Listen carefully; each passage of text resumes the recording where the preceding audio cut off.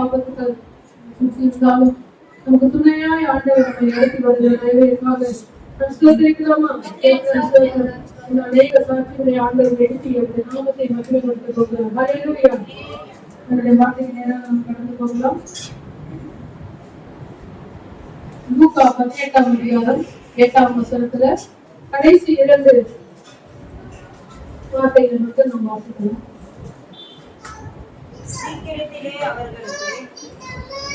லூக்கா 18:8 கடைசி 2. இயேசு அவனை நோக்கி, வசனத்துல இந்த 2 லைன் மட்டும் படிச்சு கீழே இருக்கிறது. ஆகிலும் மனுஷகுமாரன் வரும் பொழுது பூமியிலே விசுவாசத்தை காண்பாரோ என்றார். செவிக்கலாம். அப்பா உம்மை நாங்கள் துதிக்கிறோம் ஆண்டவரே. இப்பொழுது ஆண்டவரே இந்த வார்த்தைகளை அப்பா பேசும்படியான கிருபைகளை ஆண்டவர் அப்பா நீரை கொடுத்த தயவுக்காக நன்றி. இந்த வார்த்தைகள் ஒவ்வொருக்கும் பிரயோஜனமாய் இருப்பதாக வந்த ஒவ்வொருக்கும் அப்பா அந்த ஆசீர்வாதமாய் இருக்கட்டும். கிருபையின் கருத்துல கொடுக்கிறேன். இதை ஆசீர்வதியும் இயேசுவின் நாமத்தினால பிதாவே. ஆமென். இந்த கடைசி நாட்களில ஆண்டவர் நல்ல கவனமா என்னை பாருங்க. கொஞ்ச நேரம் தான் நான் பேச போறேன். பிள்ளைகள் எல்லாம் கொஞ்சம் அமைதிப்படுத்துங்க. அவருடைய வார்த்தைகளை கேட்பதற்கு இருதயத்தை ஆயத்தப்படுத்துங்க. செவிகளை கவனித்து கேளுங்க. அது ஒரு இருதயத்துக்குள்ள போகும்போதுதான் நீங்க மற்றவங்க அந்த வார்த்தைகள் மூலம் பயன்பட முடியும். ஹல்லேலூயா. இது கடைசி காலமா இருக்கிறது. இந்த கடைசி நாட்களில ஆண்டவர் நம்மோடு கூட என்ன பேச சித்தமா இருக்கிறார் என்றால் இந்த லூக்கா 18ஆம் அதிகாரம் 8ஆம் வசனத்துல இந்த கடைசி 2 லைன் இந்த வார்த்தை சொல்லுகிறது. ஆகிலும் மனுஷகுமாரன் வரும் பொழுது பூமியிலே விசுவாசத்தை காண்பாரோ என்றார். இது என்ன காலங்க? கடைசி காலம். ஆண்டுடைய வருகைக்கு ஆயத்தமாய் கொண்டிருக்கிற நாட்கள். ஆனால் தேவன் நம்மிடத்துல எதிர்பார்க்கிறது மனுஷகுமாரன் வருகிற நாட்களில பூமியில விசுவாசத்தை காண்பாரோ. சொல்லுங்க, விசுவாசத்தை காண்பாரோ. நாம யாருங்க? விசுவாசியா அவிசுவாசியா? சொல்லுங்க, நீங்களே சொல்லுங்க. விசுவாசி. அவிசுவாசி கிடையாது. நம்ம யாரு? விசுவாசி. சில பேருக்கு விசுவாசின்றது வந்துடும், அவிசுவாசின்றது வராது வாயில. ஆனா நம்முடைய ஆவிக்குரிய வாழ்க்கையில விசுவாசத்தை விட அவிசுவாசம் தான் அதிகமா என்ன பண்ணுது? கிரியை செய்து கொண்டிருக்கிறது. கடைசி நாட்களில அநேகர் ஆண்டவருடைய சமூகத்தை விட்டு போகிறதுக்கும் ஆண்டவரை விட்டு பின்மாற்றத்துக்கு போவதுக்கும் மிகவும் முக்கியமான ஒரு காரியம் இந்த விசுவாச குறைவுகள் தான். விசுவாசம் என்னங்க? நம்ம யாருங்க? விசுவாசியா இருக்கீங்க. விசுவாசம் என்னன்னு கேட்டா என்னைய பாக்குறீங்க? சொல்லுங்க. நானே பேசிட்டு இருந்த போற நிக்குதுல, நீங்க கொஞ்சம் பேசினாதான் உங்களுக்கு கொஞ்சம் உற்சாகமா இருக்கும். விசுவாசம்னா எனக்கு வந்து பேர் சொன்னதான் சொல்றீங்களா? இப்ப நம்ம ரட்சிக்கப்பட்டிருக்கீங்க, விசுவாசி ஆண்டவர் நம்ம வைத்திருக்கிறாரு. விசுவாசம் என்னன்னு கேக்குறேன், என்னைய பாக்குறீங்க? இருக்கு அது இல்லனா? எபிரேயர் 11ஆம் அதிகாரம் 6ஆம் வசனம்.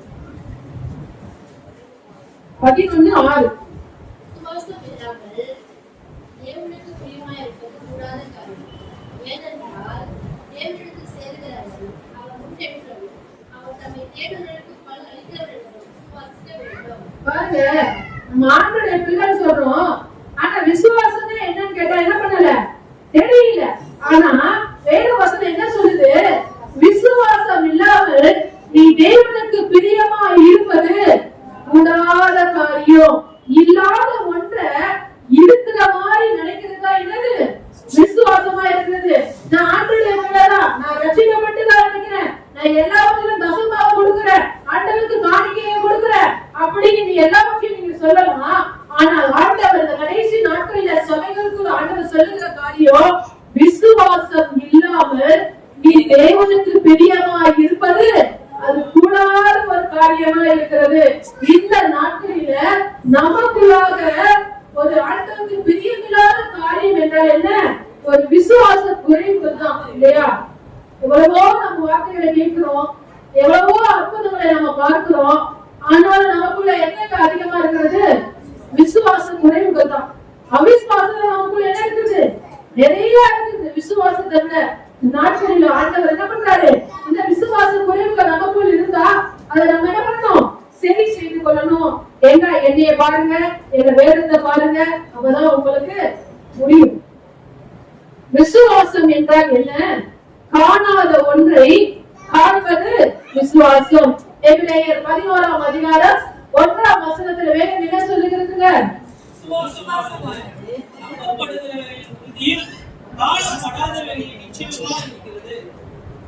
என்ன சொல்லுது? நம்பப்படுகிறவையும் உறுதியும் இல்லாத ஒண்ண இருக்கிறது நினைக்கிறதா என்னங்க? விசுவாசம். அப்படிப்பட்ட விசுவாசம் நமக்குள்ளாக எத்தனை பேருக்குள்ள இருக்குதுங்க? சொல்லுங்க. கொஞ்சம் இருக்குது. ஆனா எல்லாருக்கும் எனக்குள்ள இந்த விசுவாச குறைவுகள் இருக்கு. ஆண்டவரை நம்ம என்ன பண்ணது இல்லைங்க? பார்த்தது இல்லை. ஒரு டிவில இந்த படத்துல எல்லாம் பாத்துருக்கோம் இல்லையா? உண்மையா ஆண்டவர் எத்தனை பேருங்க பார்த்திருக்கிறோம்?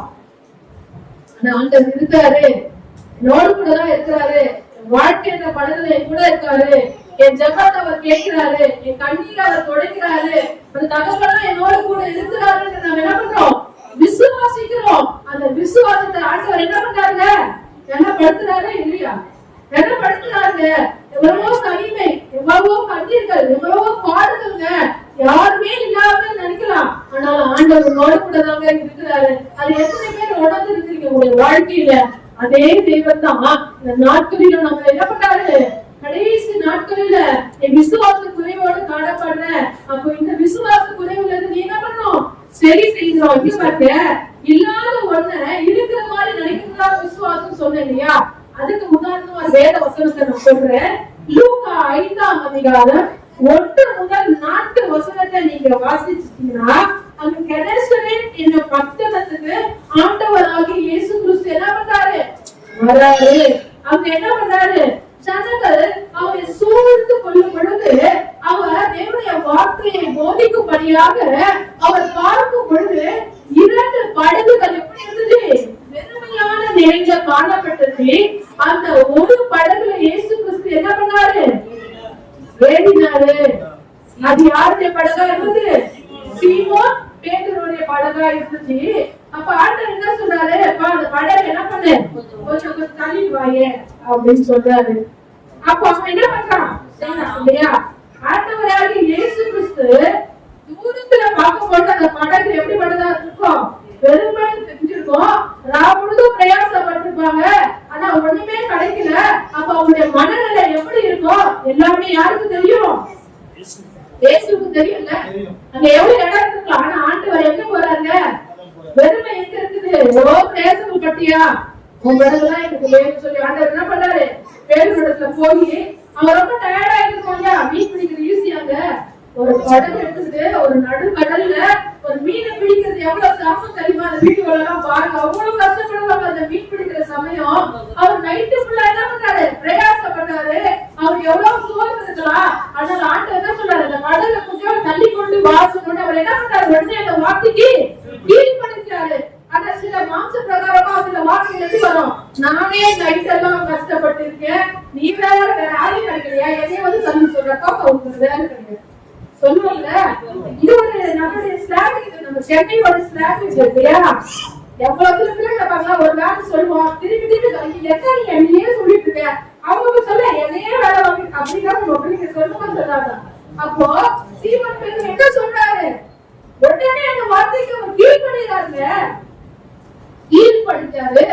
ஆண்டவர் அதை ஏறி என்ன பண்ணாரு? பிரசங்கித்தாரு. அநேகருக்கு அந்த வார்த்தைகள் என்ன பண்ணிருக்கோம்? அநேக ஜனங்கள் பல பயனடைஞ்சிருப்பாங்க, ஆசீர்வதிக்கப்பட்டு இருப்பாங்க. அடுத்ததா ஆண்டவர் வராரு, சீமோனுடைய வஸ்திர விஷயத்துக்கு வராரு இல்லையா? என்ன பண்றாரு? இவன் நினைச்சிருப்பானா? இல்ல. ஆனா அவன் என்ன பண்ணான்? ஆண்டுடைய வார்த்தைக்கு படகை கொடுத்து வார்த்தைக்கு கீழ்படுத்தா. ஆண்டவராகிய இயேசு கிறிஸ்து என்ன சொல்றாரு? இல்லப்பா, நீ நைட் எல்லாம் கஷ்டப்பட்டியாமே, உனக்கு ஒரு மீனும் கிடைக்கலாமே அப்படிங்கிறாரா? நம்மள கேட்குமா கேட்க மாட்டோமா? சில நேரத்துல நமக்கு எல்லாமே தெரிஞ்சாலும் தெரியாத மாதிரி கேட்போம் இல்லையா? ஆனா ஆண்டவர் என்ன பண்ணாரு? எல்லாமே தெரியும். ஆனா அவர் என்ன பண்ணல? கேட்கல. கேட்காம என்ன சொல்றாரு? கொஞ்சம் படகு என்ன பண்ணிட்டு கொண்டு போ. அந்த 5ஆம் வசனத்துல வாசிக்கலாமா? அதற்கு சீமோன், ஐயரே, அவர் போதகம் பண்ணி முடித்த பின்பு சீமோனை நோக்கி, ஆழத்திலே தள்ளிக்கொண்டு போய் மீன் பிடிக்கும்படி வலைகளை போடுங்கள் என்றார். பாருங்க, ஆண்டவர் என்ன சொல்றாரு? ஆழத்துல தள்ளி கொண்டு போ, வலையை போடு, மீன் பிடிக்க. அவர் யாருங்க? சீமோன் யாருங்க? மீன் பிடிக்கிறவருக்கு எங்க போட்டா மீன் பிடிக்கும் தெரியுமா தெரியாதா? தெரியும் இல்லையா? ஆனா இயேசுவா சொல்றாரு பாருங்க, வலையை போடு சொல்ல, கொஞ்சம் ஆழத்துல தள்ளி கொண்டு போய் மீன் பிடிக்கும்படி உன் வலைய போடு அப்படின்னு சொன்னோடனே இவர் அடுத்ததான வர அது வரைக்கும் அமைதியா தான் இருக்காரு. படகு தள்ளிட்டு போக சொல்றாங்க, அமைதியா இருக்காரு. ஆழத்துல போடுன்னு சொல்றாங்க, அமைதியா. அதுக்கு அடுத்து இவர் என்ன சொல்றாரு? அதற்கு சீமோன், ஐயரே, முழுதும் நாங்கள் பிரயாசப்பட்டும் ஒன்றும் அகப்படவில்லை, ஆகிலும் உங்களுடைய வார்த்தையின்படியே வலையை போடுகிறேன் என்றார். இந்த வார்த்தையை நீங்க எல்லாருமே அண்டர்லைன் பண்ணிட்டீங்க. அவர் சொல்றாரு, தன்னுடைய வேதனையை ஆண்டவரிடத்துல சொன்னாருங்க. முழுதும் பிரயாசப்பட்ட ஆண்டவரே, ஆனா ஒண்ணு கூட கிடைக்கல, ஆகிலும் அந்த விசுவாசம் பாருங்க. அவர் நைட்டு ஃபுல்லா பிரயாசப்பட்டாருங்க, ஒண்ணுமே கிடைக்கலங்க. ஆனாலும் இவர் யாருன்னு அவருக்கு தெரியாது. முதல்ல அவர் பார்த்துருப்பாரு ஆண்டவராகிய இயேசு கிறிஸ்துவ. ஆனாலும் இவர் யாரு? இவர் சொன்னா போடுமா, அவர் சொன்னா மீன் கிடைச்சிருமா அப்படின்னு அவர் என்ன பண்ணல, கேள்வியும் கேட்கல, அந்த வார்த்தையை அவர் அறிக்கையும் பண்ணல. ஆண்டவர் சொன்ன உடனே அவர் சொல்றாரு, இதெல்லாம் நான் கஷ்டப்பட்டேன், இனிமே கிடைக்கல ஆண்டவரே, ஆகிலும் உங்களுடைய வார்த்தையின்படியே வலையை போடுங்க. அதுதான் விசுவாசம், அதுதான் விசுவாசம். எவ்வளவு பிரயாசங்கள் மட்டும் ஒண்ணுமே கிடைக்கல, ஆனாலும் ஆண்டவர் சொல்றாரு, அந்த வார்த்தையை நீ கீழ்படுத்தி அந்த வார்த்தையை ஏற்றுக்கொண்டு நீ செயல்பட பாருங்க, அங்கதான் அற்புதம், அங்கதான் விடுதலை, அங்கதான் ஆசீர்வாதம், அங்கதான் சுகம், அங்கதான் நன்மை. அதுதான் இந்த பேரில் என்ன பண்ணுகிறாரு? நாள் முழுதும் பிரயாசப்பட்டாரு, ஆனாலும் ஆண்டவருடைய வார்த்தையை அவர் விசுவாசித்து அவர் வலைய போட்டாரு. என்ன காட்சி? ஒண்ணுமே அகப்படலையா? ஒண்ணுமே அகப்படலையா? இந்த வசனத்தை நீங்க பாருங்க. அந்த இடத்துல எத்தனை படகு காலி இருந்துச்சு? 2. ஆண்டவர் என்ன படகு ஏறினாரு? ஒரு படகுல தான் ஏறினாரு இல்லையா? அது ஒரு படகு என்ன பண்ணாரு? ஆழத்துல தள்ளி போக சொன்னாரு, வலைய போட சொன்னாரு. ஆனா எத்தனை படகு இறந்துச்சுங்க? 2 படகுகள் அமுழ்த்தக்கதாக வலை பிடிச்சு அந்த ஒரு படகு ரொப்பி அது போகாம என்ன பண்ணு? சீக்கிரம் அந்த படகு என்ன பண்ணு? கொண்டு வா. வேறு பிரயாசப்படுத்த கூட எத்தனை படகு வந்துருக்கோம்? ஏதோ அவருக்கு இது முடிஞ்சாக்க அவர் படகு இறக்கிப்பாரு. அந்த படகுக்கு ஒன்னும் கிடைச்சிருக்காது. ஆனா அந்த ஆண்டவராகிய இயேசு கிறிஸ்து அப்படி இல்லைங்க. அவர் பரிபூரணத்தின் தேவனா இருக்கிறாரு, சம்பூர்ணத்தின் தேவனா இருக்கிறாரு. நீ வேண்டிக் கொள்வதற்கும் நினைப்பதற்கும் மிகவும் அதிகமா, மிகவும் அதிகமா உன்னுடைய ஆண்டவர் சொல்லுகிற நினைவு நினைவுகள் அல்ல. ஆண்டவர் கொடுத்தார் எப்பொழுதுமே எப்படிப்பட்டதா இருக்கிறது? ஒரு பரிபூரணம். அவர் அதற்கு கீழ்ப்படிந்தார், அந்த வார்த்தையை ஏற்றுக்கொண்டான், வலையை போட்டான், நிரம்பி வழிந்த ஆசீர்வாதத்தை அவன் என்ன பண்ணான்? பெற்றுக்கொண்டான். இதுதான் விசுவாசம். இதைதான் தேவன் நம்மிடத்துல எதிர்பார்க்கிறாரு. நாமளும் அநேக பிரயாசங்களை எடுக்கிறோம், எவ்வளவோ தேவைகள் மத்தியில் நாம் கடந்து போகிறோம். ஆனா நம்மளுடைய வாழ்க்கை எப்படி இருக்குங்க? பெருமையாதான் இருக்கு இல்லையா? பெருமையாதான் இருக்கு. எவ்வளவோ பிரயாசம், எவ்வளவோ கஷ்டப்படுறோம், ஆனா நம்ம கையில எதுவுமே இல்லை. ஆனாலும் ஒவ்வொரு நாளும் நம்ம நடத்துகிற தேவன் நம்மோடு இருக்கிறபடியால் அவருடைய வார்த்தையை நீ விசுவாசித்து ஒரு வாழ்க்கை என்கிற படக நீ பயணிக்கும் பொழுது அதுல ஒரு நாளும் குறைவை நீ பார்க்க மாட்டேன். தேவனுடைய ஹல்லேலூயா. அதுதான் வேதம் சொல்லுகிறது. 11:1 என்ன சொல்லிருக்கிறது? படிச்சோம்லையா? இப்போ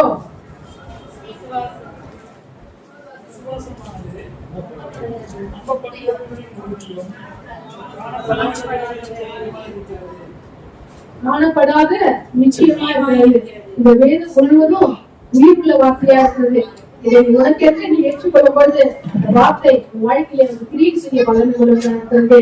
இப்பொழுது நம்ம என்ன பார்த்தோம்? விசுவாசம் தான் என்ன? நம்பப்படுகிறவர்களே நிச்சயமா இருக்கிறது. அல்லேலூயா. இரண்டாவதாக விசுவாசம் எங்கு மறைந்துள்ளது? எங்க விசுவாசம்னா என்னன்னு பாத்தீங்க? விசுவாசம் எங்க மறைஞ்சிருக்கு? விசுவாசம் எங்க மறைஞ்சிருக்குது? தேவனுடைய வசனத்துலதான் அது மறைஞ்சு இருக்கிறது. எபிரேயர் 11ஆம் அதிகாரம் 3ஆம் வசனம். விசுவாசத்தினாலே நாம் தேவனுடைய வார்த்தையினால் உண்டாக்கப்பட்டதென்றும் விதமாய் காணப்படுகிறது தோன்றப்படுகிறது என்றால் உண்டாகவில்லை என்றும் பாருங்க, இந்த இடத்துல என்ன சொல்லப்படுதுன்னா, உலகங்கள் தேவனுடைய வார்த்தையினால என்னாச்சு? உண்டாக்கப்பட்டது. நம்ம ஒரு சின்ன எது செஞ்சாலும் நம்மளுடைய கிரியையினாலதான் நம்ம என்ன பண்ண முடியும்? உருவாக்க முடியும். ஆனா ஆண்டவராகிய இயேசு கிறிஸ்து அவருடைய வார்த்தையினாலதான் என்ன பண்ணாரு?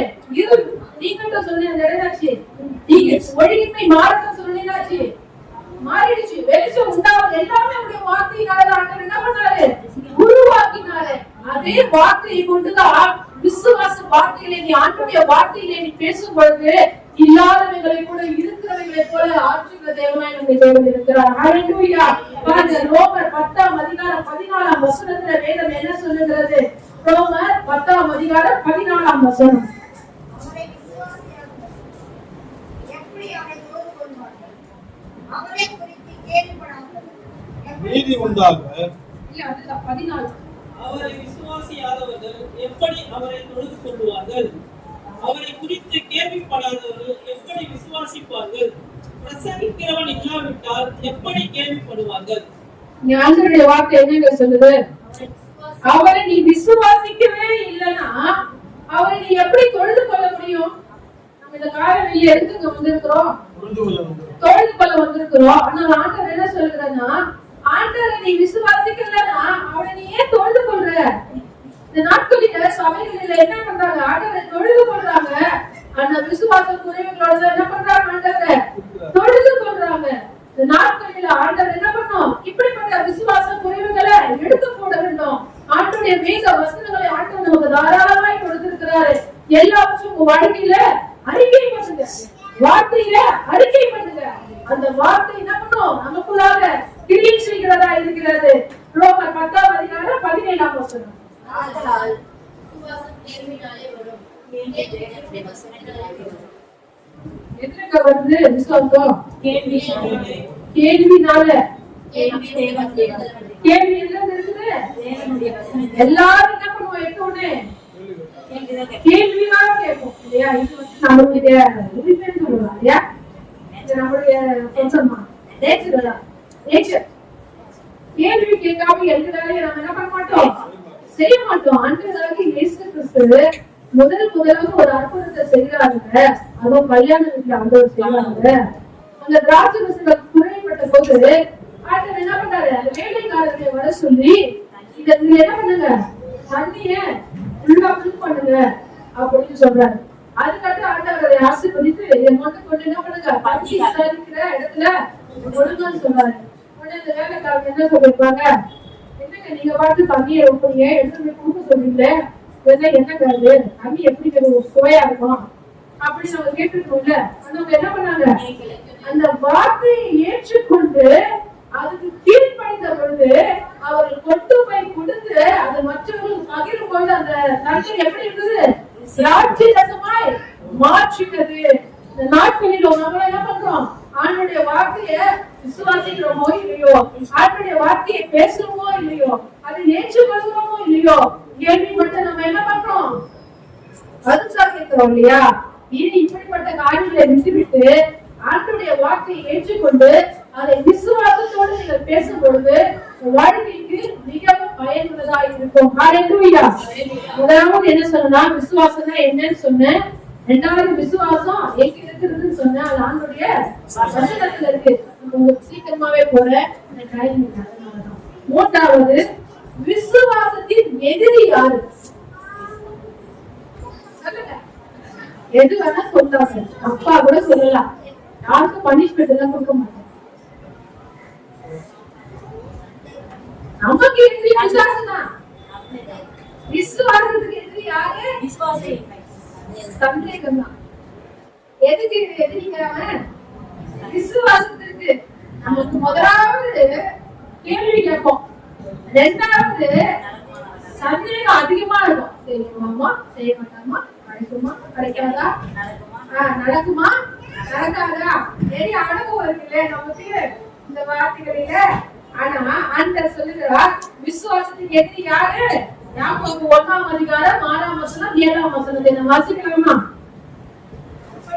ஆனாலும் அவன் எவ்வளவாகிலும் சந்தேகப்படாமல் விசுவாசத்துடன் கேட்க கடவாள். சந்தேகப்படுகிறவன் காற்றினால் அடிபட்டு கடலின் அலைக்கு ஒப்பா இருக்கிறான். அப்படிப்பட்ட மனுஷன் தன் கத்திடத்தில் எதையாவது வெல்லாம் எதையாவது இருப்பானாக. பாருங்க, ஆண்டவர் என்ன சொல்றாரு? சந்தேகப்படுற விசுவாசத்தோடு கேளு அப்படின்னு சொல்லிட்டு கடைசி என்ன சொல்றாரு? சந்தேகப்படுகிறவன் கர்த்தரிடத்தில் எதையாவது பெற்றுக்கொள்ளான்னு என்ன பண்ணக்கூடாது? நினைக்கவே நினைக்காத. ஆனா நம்ம என்ன பண்ணுவோம்? சந்தேகமும் பண்ணுவோம். ஆண்டவரிடத்துல விசுவாசத்தோட ஆண்டவரே நீ சீக்கிரம் ஆண்டவரே இதை கொடுங்க ஆண்டவரே அப்படின்னு சொல்லுவோம். அடுத்த நிமிஷம் என்ன பண்ணுவோம்? என்னதான் பண்றது? எவ்வளவு ஜெபம் பண்றேன், என் வாழ்க்கை மாறல, என்னுடைய பொருளாதாரம் செழிக்கல, என் கடன் பிரச்சனை மாறல, இப்படியே நம்முடைய வாழ்க்கை என்ன பண்ணுது? சந்தேகம் வருதாங்க. விசுவாசம் கொஞ்ச நேரம் அமைதியா யோசிக்கல, உடனே விசுவாசம் என்ன பண்ணுவாங்க? மைண்ட டைவர்ட் பண்ணிட்டு சந்தேகத்தை தான் எடுத்து வந்து உங்களுக்குள்ள திணிப்பான். அதெல்லாம் ஆண்டவர் என்ன சொல்றாரு? நீ சந்தேகப்பட்டு கிட்ட ஜாதி கேட்கலாம் நினைக்க கூட செய்யாத. அப்படி ஒரு நினைப்பு கூட உனக்கு என்ன பண்ணக்கூடாது? வரவே கூடாது. அப்போ உன் வாழ்க்கையில உன் விசுவாசத்தை நீ முழுமையாக பெற்றுக்கொள்ள தடையா இருக்கிறது சந்தேகம். இப்படிப்பட்ட சந்தேகங்களை நீங்க என்ன பண்ணணும்? வெடுக்குப்படியே ஆண்டவரிடத்துல கேட்கணும். பாருங்க, மார்க் 9ஆம் அதிகாரம் 24ஆம் வசனத்துல இங்க ஒரு காரியம் சொல்லப்பட்டிருக்கிறது. ஒரு ஊமையான ஆவியை பிடித்த ஒரு மகன் தேவனிடத்துல அவன் தகவல் என்ன பண்றாரு? கொண்டு வரார். அந்த அதிகாரத்துல நீங்க பாத்தீங்கன்னா நிறைய வசனங்கள் சொல்லலாம். நான் குறிப்பிட்டு சொல்லுகிற காரியங்கள் 23ஆம் வசனம். அவனுக்கு 24ஆம் வசனத்துல இங்க பாருங்க, இந்த இடத்துல என்ன சொல்லப்படுதுன்னா, ஒரு ஊமையான ஒரு ஆவியை பிடித்த தன் மகனை தேவனிடத்துல அவர் கொண்டு வருகிறார். அந்த 17ஆம் வசனத்துல நீங்க பாத்தீங்கன்னா அவர் என்ன சொல்றாரு? எங்கள் மேல் மனம் இறங்கி எங்களுக்கு உதவி செய்ய வேண்டும் ஆண்டவரே என்று அவர் என்ன பண்றாரு? ஆண்டவரை கேட்டுக் கொள்ளுகிறார். ஆனால் அதே 9ஆம் அதிகாரம் 18ஆம் வசனம் 19ஆம் வசனத்துல அங்க என்ன சொல்லிருக்கு பாருங்க. அவனை எங்கே பிடித்தாலும் அங்கே அவனை அழகின்றது. அப்பொழுது அவன் உரைத்தள்ளி பல்லை கடித்து சோர்ந்து போகிறான். அதை சோர்ந்து விடும்படி கேட்டேன், அவர்கள் கூடாமல் போயிருந்தது என்றான். சீஷர்களால என்ன பண்ண முடியலையாங்க? அவர் அதையும் சொல்லி விட்டாரு பாருங்க ஆண்டவர் கிட்ட. என் பிள்ளைங்க என்ன பண்ணுங்க, சுகப்படுத்துங்க சொல்றது இல்லாம உங்க சீஷர் கிட்ட கேட்டேன், அந்த ஆளால என்ன பண்ண முடியாதுன்னு சொல்றாரு. என்ன ஆண்டவரே அப்படின்னு சொல்லிட்டு என்ன பண்ண மாட்டிக்கிட்டாரு. ஒரு சீஷர் என்ன பண்ணிப்பாங்க? ஐயோ உண்மையா உனக்கு ஏதாவது தேவைன்னா ஆண்டவரை கேட்காம எங்க வேற மாட்டிக்கிட்டு ஆண்டவர் என்ன சொல்றாரு? சீஷர்ல பார்த்து என்ன சொல்றாரு? அவர் பிரதியுத்தரமாக, விசுவாசம் இல்லாத சந்ததியே, எதுவரைக்கும் நான் உங்களோடு இருப்பேன், எதுவரைக்கும் உங்களிடத்தில் பொறுமையாக இருப்பேன், அவனை இடத்தில் கொண்டு வாருங்கள். எது வரைக்கும் உங்களோட நான் இருப்பேன், எவ்வளவுதான் நான் பொறுமையா இருக்கிறது, என் கூடதான் இருக்கிறீங்க, என்னைய பாக்குறீங்க, எவ்வளோ அற்புதங்களை நான் செய்யறேன். 5 அப்ப 2 மீனை கொண்டு ஆண்டவர் என்ன பண்ணாருங்க? நன்றியே இல்லைங்க. ஆனாலும் அது என்ன பண்றாரு? ஆசீர்வதித்து பெருக பண்ணி அநேகம் சாப்பிட்டு மீதி எவ்வளவு பெரிய அற்புதங்க. காசுக்காரர் இடத்துல போனா கூட அவ்வளவு ஜனங்களுக்கு என்ன பண்ண முடியாது? சாப்பாடு கொடுக்கவே முடியாது. ஆனா ஆண்டவர் எவ்வளவு அற்புதங்களை செய்யறாரு. சீஷர்கள் பாக்குறாங்க, மரித்தவரை உயிரோடு எழுப்புறாரு, குஷ்டரோகிகளை சொஸ்தமாக்குறாரு, குருடர்களை ஆண்டவர் என்ன பண்றாரு? பார்வையடை செய்றாரு. விசுவாசிகளை இதுவரைக்கும் இப்படிப்பட்ட அற்புதங்கள் அந்த ஜனங்க அந்த சீஷர்கள் என்ன பண்ணிக்க மாட்டாங்க, பார்த்துக்க மாட்டாங்க. ஆனா ஆண்டவரிடத்துல அவங்க பாக்குறாங்க, ஆனாலும் அவங்களுக்குள்ள என்ன இல்ல? விசுவாச குறைவுகள் இருந்தது. அவிசுவாசம் இருந்தபடியால் தான் அவங்களால அந்த விசுவாசம் என்ன பண்ண முடியல? உடைக்க முடியல. உடனே ஆண்டவர் என்ன பண்றாரு? எத்தனை நாள் தான் அவங்க கூட இருப்பேன் நீங்க நினைக்கிறீங்க? நான் எவ்வளவுதான் பொறுமையா இருக்கிறது? அப்ப ஆண்டவர் நம்மளே பார்த்து என்ன சொல்றாரு? இத்தனை வருடங்கள் நீ ரட்சிக்கப்பட்டு இருக்கியம்மா, இன்னும் உனக்குள்ள ஒரு விசுவாசம் இல்லையே, இன்னும் விசுவாசம் குறைவோடு தானே இருக்கிற, உன்னை எவ்வளவுதான் பொறுமையா இருக்குது அப்படின்னு ஆண்டவர் சொல்றாரு. அதுக்கடுத்து என்ன பண்றாரு, அந்த மகனை தன்னிடத்துல கொண்டு வரும்படியாக சொல்றாரு. பாருங்க அந்த 23, 24 வசனம் வாசிங்க. இயேசு அவனை நோக்கி விசுவாசிக்க கூடுமானால் ஆகும், விசுவாசிக்கிறவனுக்கு எல்லாம் கூடும் என்றார். உடனே பிள்ளையின் தகப்பன், விசுவாசிக்கிறேன் ஆண்டவரே, நம் விசுவாசி நீங்கும்படி உதவி செய்யும் என்று கண்ணீரோடு சத்தமிட்டு பாருங்க, இந்த தகப்பன் ஆண்டவர் முன்பாக தன்னை என்ன பண்றான் சொல்றான். ஆண்டவர் என்ன சொல்றாரு, விசுவாசிக்க கூடுமானால் ஆகும், விசுவாசிக்கிறவனுக்கு எல்லாம் கூடும் அப்படின்னு ஆண்டவர் சொல்றாரு. அப்ப தங்களுடைய தகப்பன் ஆண்டவர் கேட்கிறாரு, விசுவாசிக்கிறியா அப்படின்னு கேட்கிறாரு. உடனே பிள்ளையின் தகப்பன், விசுவாசிக்கிறேன் ஆண்டவரே, என் அவிசுவாசம் நீங்கும்படி எனக்கு உதவி செய்யுங்க. இது ஒரு ஜபங்க. அந்த தகப்பன் என்ன பண்றான், நான் விசுவாசிக்கிறேன் அப்படின்னு சொல்லிருக்கலாம்ல. ஆனா அவன் என்ன சொல்றான், நான் விசுவாசிக்கிறேன், ஆனா எனக்குள்ள விசுவாசம் குறைவுகள் இருக்கிறது ஆண்டவரே, எனக்கு அதுக்கு உதவி செய்யுங்க. நாமளும் என்ன பண்ணோம், இது ஒரு ஜபம். ஆண்டவரிடத்துல நம்ம நிறைய நன்மைகள் பெற்றுக்கொள்வதற்கு நமக்கு தடையா இருப்பது அவிசுவாசம் தான். நம்ம எவ்வளவோ விசுவாசிக்கிறோம், ஆனாலும் பல சூழ்நிலைகள் நம்மளை எப்படி பண்ணுது, அவிசுவாசிகளா மாறுது. அப்ப நம்ம ஒவ்வொரு நாளும் என்ன பண்ணோம், ஆண்டவரே இந்த வார்த்தையை நான் விசுவாசிக்கிறேன், ஆனாலும் எனக்குள்ள ஒரு அவிசுவாசம் காணப்படுகிறது, உண்மைதான் ஆண்டவரே, என்னை உதவி செய்யுங்க, இப்படிப்பட்ட அவிசுவாசத்திலிருந்து என்னை விடுதலை ஆக்குங்க, எனக்கு விசுவாசத்தை எனக்கு தாங்க சொல்லி நம்ம என்ன பண்ணணும், ஜெபிக்கணும். இது நமக்கு ஒரு பாடமா இருக்கு இல்லையா? ஏதோ ஆண்டவர் சுகம் கொடுத்தாரா, சுகப்படுத்தினாரா போலாம் அப்படின்னு அவர் இல்ல. தன் குறைவுகளை ஆண்டவரிடத்துல சொல்லி அதுக்காக அவர் என்ன பண்றாரு, சரி செய்து கொள்கிறார். இந்த நாட்களில நீங்களாகவும் சரி, நானாகவும் சரி, எவ்வளவோ ஜெபம் செய்தாலும் சில குறைவுகள் உண்டுதான், விசுவாச குறைவுகள் உண்டுதான். ஆனால் இப்படிப்பட்ட விசுவாச குறைவுகளை ஆண்டவர் சபையிலிருந்து எடுத்து போட்டு ஒரு பரிபூர்ண விசுவாசம், ஒரு நிறைவுல ஆண்டவரை அறிகிற அறிவுல விசுவாச வாழ்க்கையில நாம் பெருகும்படியாக ஆண்டவருக்கு ஒவ்வொருவரும் உதவி செய்யும்படியாக ஆண்டவர் கிருபை செய்ய போற தயவுக்காக நாம் ஸ்தோத்திரிக்கலாமா? அடுத்ததாக 4வது காரியம், விசுவாசம் என்னென்ன செய்யும். விசுவாசம்னா என்னன்னு சொன்னேன்.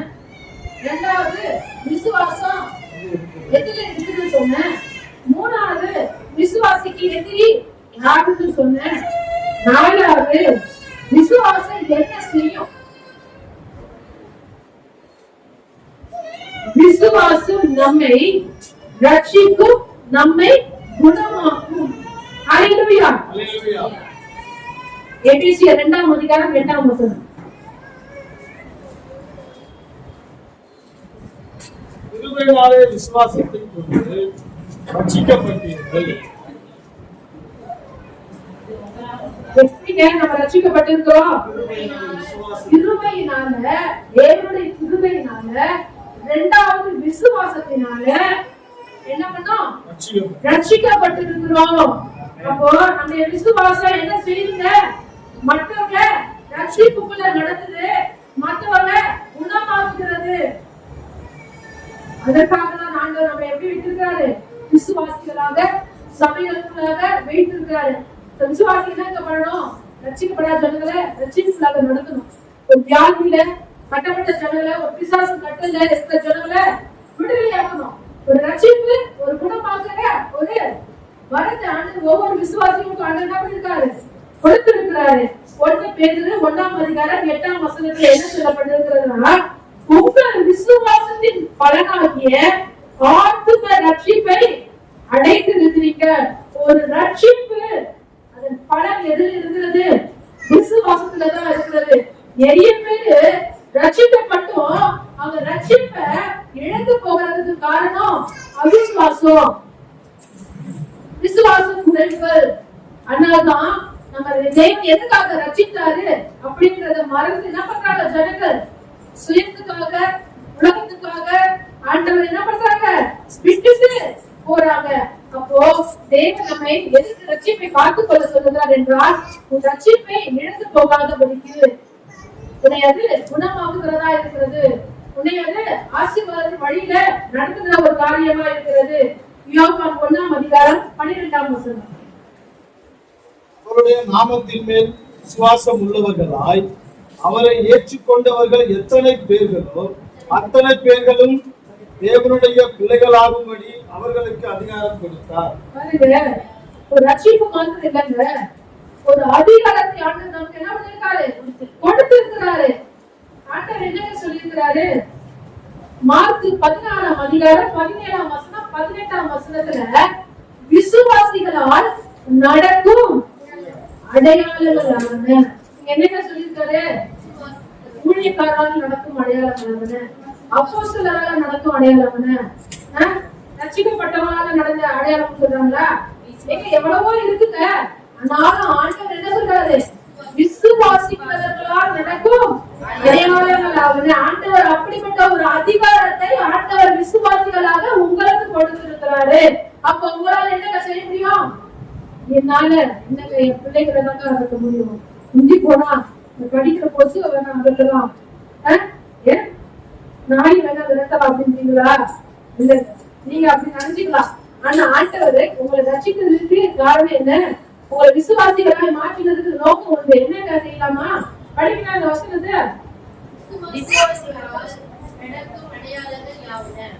என் நாமத்தினாலே விசுவாசத்தை துரத்துவார்கள். விசுவாசங்களை நீங்க சொல்லலாம். நவமான வார்த்தைகளை பேசுவார்கள். ஆவிக்குரிய வாழ்க்கையில அபிஷேகத்தை நீங்க பெற்றுக்கொண்டு நவமான பாஷைகளை நீங்க பேசலாம். சர்ப்பங்களை எடுப்பார்கள். சர்ப்பங்களை எடுப்பார்கள். இது ரொம்ப கஷ்டமான ஒரு காரியம் இல்ல. சாவுக்கு ஏதுவானது இருந்தாலும் அது அவர்களை சேதப்படுத்தாது.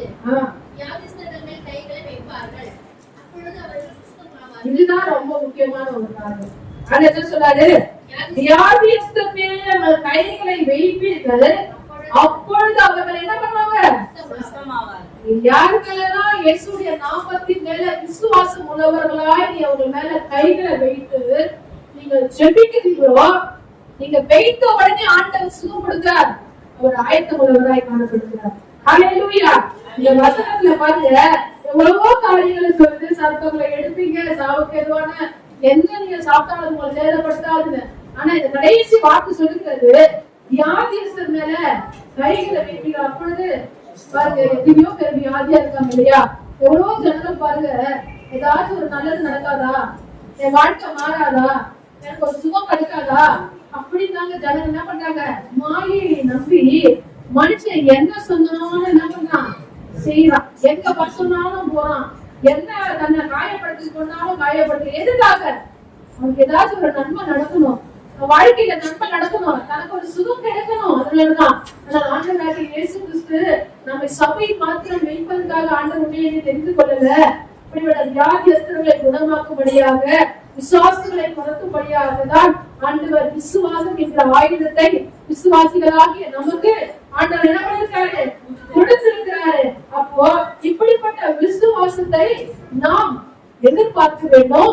அதை பெற்றுக்கொள்கிற ஆர்வம் நமக்கு இருக்க வேண்டும். அப்போ நமக்குள்ளாக காணப்படுகிற விசுவாச குறிவுகளை ஆண்டவர் எடுத்துக் போடணும், அவிசுவாசங்களை எடுத்துக் போடணும், சந்தேகங்களை ஆண்டவர் எடுத்துக் போடணும். இப்படிப்பட்ட காரியங்களுக்காக நம்ம என்ன ஒவ்வொரு நாள் ஆண்டவரத்துல ஜெபிக்கணும். இன்னும் ஒரு காரியம் இருக்கு, ஆனா இது வரைக்கும் போதும் நான் நினைக்கிறேன்.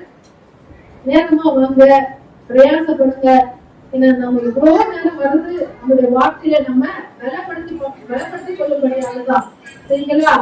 இந்த நாட்கள் எல்லாம் முழங்கால் பண்ணிட்டு அந்த விசுவாசத்துல நம்ம குறைவுள்ளவர்களாக தான் இருக்கிறோம். அந்த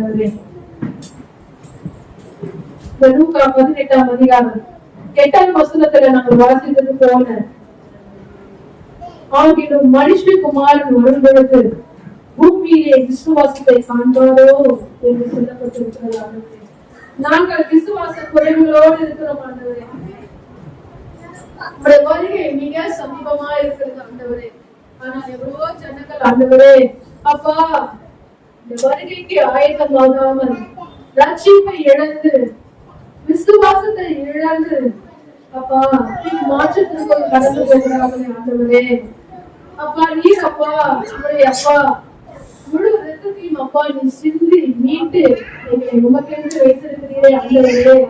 அப்பா அன்று அப்பா விசுவாசம் பிடித்திருந்த அந்த மகனுடைய தகப்பன் அப்பா விசுவாசிக்கிறேன் ஆண்டவரே, நானும் அவிசுவாசம் நீங்கும்படியா எங்களுக்கு உதவி செய்யும் என்று அவர் ஜெபித்தாரே ஆண்டவரே. இந்த நாட்களில் ஆண்டவரே எங்களுக்குள்ளாக எவ்வளவோ சத்தியத்தை கேட்கிறோம் ஆண்டவரே, எவ்வளவோ வார்த்தைகளை கேட்கிறோம் ஆண்டவரே. ஆனாலும் உங்களுடைய மாம்ச பிரகாரமாய் எங்களுக்குள்ளாக விசுவாச குறைவுகள் இருப்பது உண்மைதான் ஆண்டவரே. எங்களுக்கு அவிசுவாசம் நீங்கும்படியாக எங்களுக்கு உதவி செய்யுங்க ஆண்டவரே. அப்பா, விசுவாசிக்கிறவனுக்கு எல்லாம் கூடும் சொன்னீரே ஆண்டவரே. அப்பா, எவ்வளவோ ஆசீர்வாதங்களை நீ எங்களுக்காக வைத்திருக்கிறீரே ஆண்டவரே. அந்த ஆசீர்வாதங்களை நாங்கள் பெற்றுக்கொள்ள உங்களுடைய வார்த்தைகளை அப்பா நாங்கள் விசுவாசத்துடன் அறிக்கை பண்ண எங்கள் ஒவ்வொருக்கும் தேவனை கிருபை பாராட்டும்படியாய் நான் ஜெபிக்கிறேன் ஆண்டவரே. எல்லா வாய்களும் ஜெபிங்க. உங்களுடைய ஆசீர்வாதத்தின் நேரமா இருக்கிறது. வார்த்தையை கேட்டது பெருமையாய் போகக்கூடாது. இது அர்ப்பணிப்பு நேரமா இருக்கிறது. தேவனுடைய நமக்குள்ளாக எல்லாருக்குள்ள விசுவாச குறைவுகள் இருக்கிறது. அதனால நம்முடைய வாழ்க்கையில நம்மளால ஜெயம் பெற முடியல. இந்த வாழ்க்கையில நம்மளால மேன்மைப்பட முடியல. உயர்வுக்குள்ளாக போக முடியல. விசுவாசம் எல்லாருக்குள்ளாகவும் ஒரு விசுவாச குறைவை வைத்திருக்கிறான். ஒரு சந்தேகத்தை அவங்களுக்குள்ளாக வைக்க முடியாதான் நம்மளால ஒரு பரிபூர்ண ஆசீர்வாதத்துல நம்மளால கடந்து போக முடியல. இன்னும் கஷ்டப்படுறோம், இன்னும் கடன்ல வாழ்றோம், இன்னும் நம்ம அநேக முன்பாக நம்ம தாழ்ந்துதான் இருக்கிறோம். ஆனால் ஆண்டவர் நாம் நல்லா இருக்கும்படியாக எங்கள் நிமித்தம் அவர் தரித்திரம் போல விடுத்தார். நீங்கள் ஐஸ்வர்யவான்கள் ஆகும்படி உங்கள் நிமித்தம் அவர் தரித்திரர் ஆனாரே என்று வேதம் சொல்கிறது. அப்போ இனி நம்முடைய வாழ்க்கையில தரித்திரம் இல்ல, இனி நம்முடைய வாழ்க்கையில வெறுமை இல்ல, இனி நம்முடைய வாழ்க்கையில கடன் இல்ல. யாருக்காக நாம் குடித்து வாழ வேண்டிய அவசியம் இல்லை. என்னுடைய பிள்ளையே, எல்லாம் அவரை நோக்கி பாருங்க, அவரை நோக்கி பாருங்க. ஒரு வாழ்க்கையில நீ என்னென்ன குறைபாடு காணப்படுகிறாய் என்று இந்த நேரத்தில் ஆண்டவருக்கு நீ அறிக்கை செய்ய. என்னுடைய பிள்ளையே, நீ அதை அறிக்கை செய்து விட்டுவிடு. இனி இப்படிப்பட்ட அவிசுவாசமான வார்த்தையை நான் பேச மாட்டேன் என்று ஆண்டவருடைய சமூகத்துல பேசு.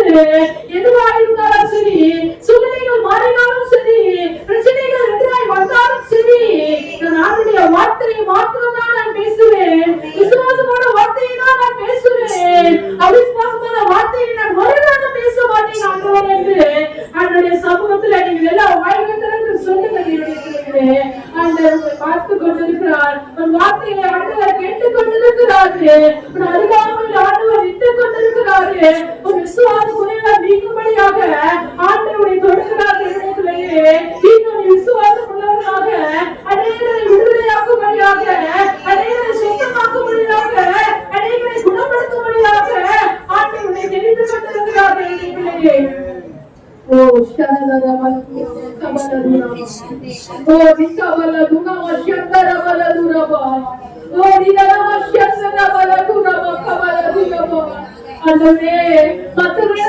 விசுவாசத்தை குறித்து பேசுகிறோம் ஆண்டவரே. என்னுடைய வாழ்க்கையிலே எங்களுக்குள்ளாக அப்படிப்பட்ட விசுவாசம் குறைவுகள் உண்டு ஆண்டவரே. எங்களை மறுவிசையாய் மன்னித்து எங்களை மீண்டும் எடுத்து நிறுத்தும்படியாக ஜெபிக்கிறோம் ஆண்டவரே. அம்மா, இப்பொழுது ஆண்டவரே வந்து ஒவ்வொரு பிள்ளைகளையும் ஏற்றி ஆசீர்வதிப்பீராக ஆண்டவரே. அப்பா, இனி காலம் செல்லாது. என்னுடைய வருகை மிக சமீபம் என்று வேணும் சொல்கிறது. உடைய வருகையில் அப்பா நாங்கள் ஆவியில கொண்டிருந்த அதே விசுவாசத்தை உடையவர்களாய் முடிவு பரியந்தம் நிலைத்திருக்க எங்களுக்கு தேவனின் உதவி செய்வீராக ஆண்டவரே. ஜனங்களை பலப்படுத்துவீராக. இன்னும் ஆவிக்குரிய வாழ்க்கையில விருத்தி அடைவார்களாக. அப்பா, உலக பிரகாரமான ஆசீர்வாதங்களை பெற வேண்டும் ஆண்டவரே. அப்பா, வந்த ஒவ்வொருவரையும் ஆசீர்வதிப்பீராக. ஒவ்வொரு குடும்பத்தையும் ஆசீர்வதிப்பீராக. குறைவுகள் எல்லாம் மாறட்டும் அப்பா. ஒரு நிறைவின் ஆசீர்வாதத்தை ஒவ்வொருக்கும் கட்டளையிடுவீராக ஆண்டவரே. அப்பா, என்னுடைய வார்த்தை ஒவ்வொருக்கும் பிரயோஜனமா இருக்கட்டும் ஆண்டவரே. இந்த வார்த்தைகளை ஒவ்வொரு நாளும் பற்றி பிடித்துக் கொண்டு உமக்காக நாங்கள் வளர்ந்து பெருக, அனைவருக்கு நாங்கள் பயன்பட எங்களுக்கு தேவனின் உதவி செய்வீராக ஆண்டவரே. அப்பா, நாளை தேவனின் ஆசீர்வதிப்பீராக ஆண்டவரே. வந்த ஒவ்வொரு ஆசீர்வதிப்பீராக ஆண்டவரே. அப்பா, உடைய கிருபை கரத்துல நாங்கள் கொடுக்கிறோம் ஆண்டவரே. தேவனுடைய குறைகளை எல்லாம் எடுத்து போட்டு உடைய மகிமை நிறைவுக்குள்ளாக தேவனை நடந்துள்ள தயவுக்காக மக்கள் நன்றி ராஜா. இந்த விசுவாசம் அப்பா கிருபைகள் ஆசீர்வாதங்கள் அப்பா ஒவ்வொரு குடும்பங்களும் நிறைவேறுவதாக ஆண்டவரே. நீர் அப்படியே செய்ய போற தயவுக்காக மக்கள் நன்றி செலுத்துகிறோம் அப்பா. கிருபை கரத்துல கொடுக்கிறோம் ஆண்டவரே. நீரே ஆசீர்வாதம் பலப்படுத்தும். இயேசு கிறிஸ்துவின் நாமத்தினால் ஜெபிக்கிறோம் எங்கள் நல்ல பிதாவே. ஹல்லேலூயா. நாளைக்கு நேராக நம்ம கடந்து போகலாம். பார்க்கலாம்.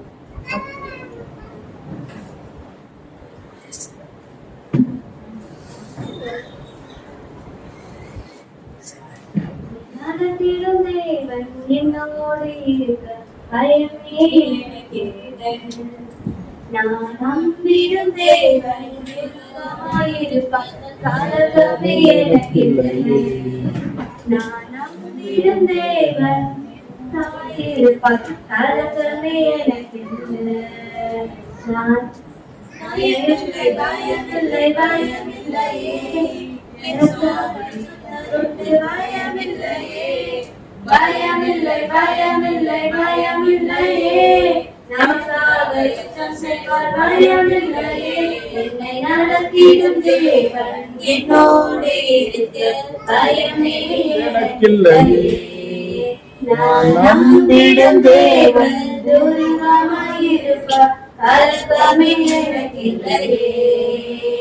சிறு கூட்டமே பயப்படாதே கர்த்தர் என்றும் துணை நிற்கிறார். சிறு கூட்டமே பயப்படாதே கர்த்தர் என்றும் துணை நிற்கிறார்.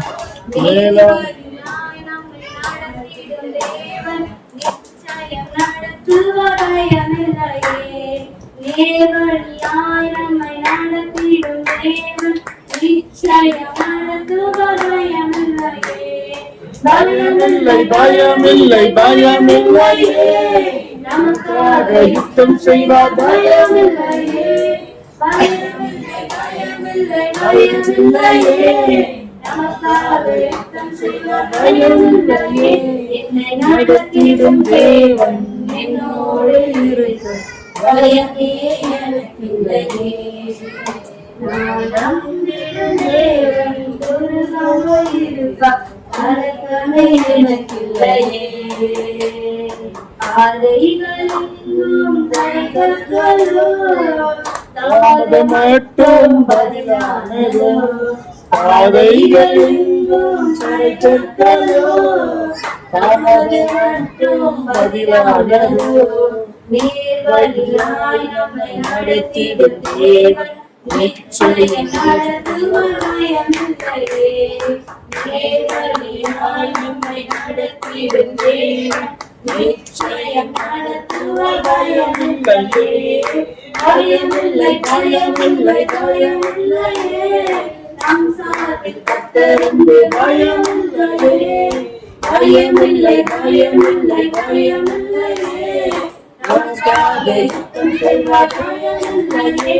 என்னை நடத்திடும் தேவன் என்னோடு இருக்க பயமே எனக்கில்லையே. நம்பிடும் தேவன் துருகமாயிருக்க கலக்கமே எனக்கில்லையே.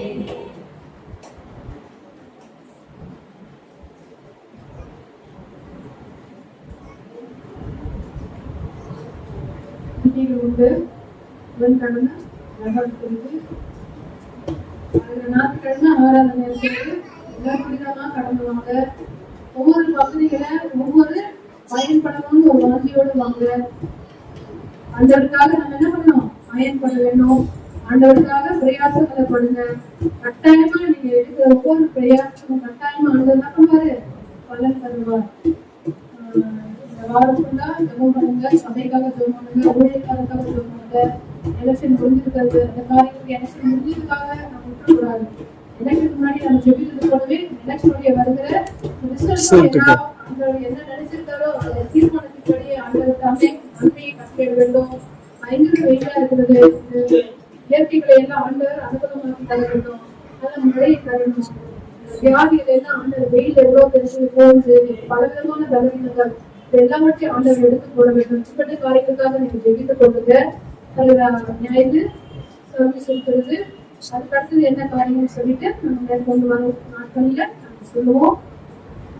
காணிக்கைக்காக அவனுடைய வார்த்தைக்காக கடைசி ஜபம் எல்லாவற்றையும் மனதில் வைத்து பேசிடுவாங்க. இல்ல மனங்கள் பண்ணிட்டு